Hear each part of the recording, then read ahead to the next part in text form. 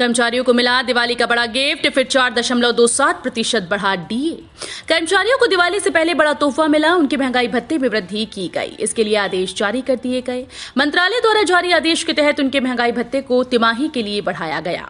महंगाई भत्ते में 4.27% की वृद्धि की गई। इसके साथ ये बढ़कर 48.51% हो गए। 4वीं से 8वीं तक के छात्रों के लिए महत्वपूर्ण सूचना, निरस्त हुई परीक्षाएं। मध्य प्रदेश स्कूल छात्रों के लिए महत्वपूर्ण सूचना है। माध्यमिक विद्यालय में अर्धवार्षिक परीक्षा को निरस्त कर दिया गया। राज्य शिक्षा केंद्र के द्वारा इसके लिए आदेश जारी कर दिए गए। परीक्षा के नवीन टाइम टेबल की घोषणा बाद में की जाएगी। मध्य प्रदेश के सरकारी स्कूल में 4वीं से 8वीं तक की छमाही परीक्षा विधानसभा चुनाव के बाद होगी। पीएम किसान योजना पर ताजा अपडेट, इन किसानों को लौटानी होगी राशि। प्रधानमंत्री किसान सम्मान निधि योजना केंद्र सरकार की एक बड़ी योजना है, जिसके तहत किसानों को सालाना 6,000 रुपए की राशि दी जाती है।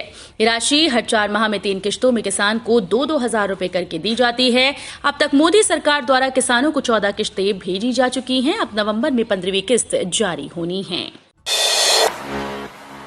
हवाओं के बदलते रुख से ठंड पर ब्रेक, रात में हल्की सिहरन, दिन में तीखी धूप बरकरार।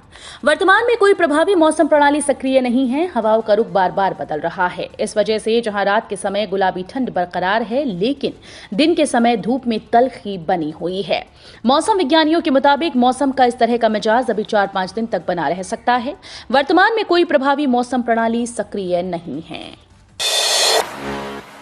कमलनाथ ने कहा, जहां नदी नहीं होती वहां पुल की घोषणा कराते हैं शिवराज सिंह चौहान। कांग्रेस प्रदेश अध्यक्ष कमलनाथ ने सीएम शिवराज सिंह चौहान को घेरते हुए कहा कि जहां नदी नहीं होती वो वहां पुल की घोषणा कराते हैं। उन्होंने कहा कि शिवराज जी ने 18 साल में 22,000 घोषणाएं करने की और पिछले 5 महीने में उनकी घोषणा मशीन डबल स्पीड में चल रही है। मंदसौर में जनसभा को संबोधित करते हुए कमलनाथ ने बीजेपी पर जमकर निशाना साधा। एमपी के बागी किस पार्टी का कितना गणित बिगाड़ेंगे, बुरहानपुर सीधी में भाजपा की मुश्किल। मध्य प्रदेश विधानसभा चुनाव में भाजपा कांग्रेस से छोटे बड़े 50 बागी मैदान में हैं। इनमें से कुछ निर्दलीय उतरे तो कुछ को बसपा सपा और आप ने टिकट दिया। भाजपा और कांग्रेस के बड़े बागी 18 से 20 सीटों पर पार्टी के अधिकृत प्रत्याशी का गणित बिगाड़ने की स्थिति में है। भाजपा के पूर्व प्रदेश अध्यक्ष और सांसद नंद कुमार चौहान नंदू भैया के बेटे हर्षवर्धन सिंह ने निर्दलीय ताल ठोक रहे हैं। चुनाव में संघ की एंट्री, हर विधानसभा क्षेत्र में फोकस। भाजपा के मूल आधार आरएसएस की दबे पांव विधानसभा चुनाव एंट्री हो गई है। संघ ने ग्वालियर चंबल अंचल के सबसे पहले उन सीट्स पर फोकस किया जिन पर पिछले 4 से 5 चुनाव से भाजपा जीत के लिए तरस रही है। संघ ने इन क्षेत्रों में सीधे चुनाव प्रचार न करते हुए विचारधारा से जुड़े लोगों को भाजपा के पक्ष में सक्रिय करने के लिए अपनी टोलियों को चुनावी समर में उतार दिया। इंदौर जिले में 4,666 मतदाताओं ने चुनाव घर से मतदान का विकल्प।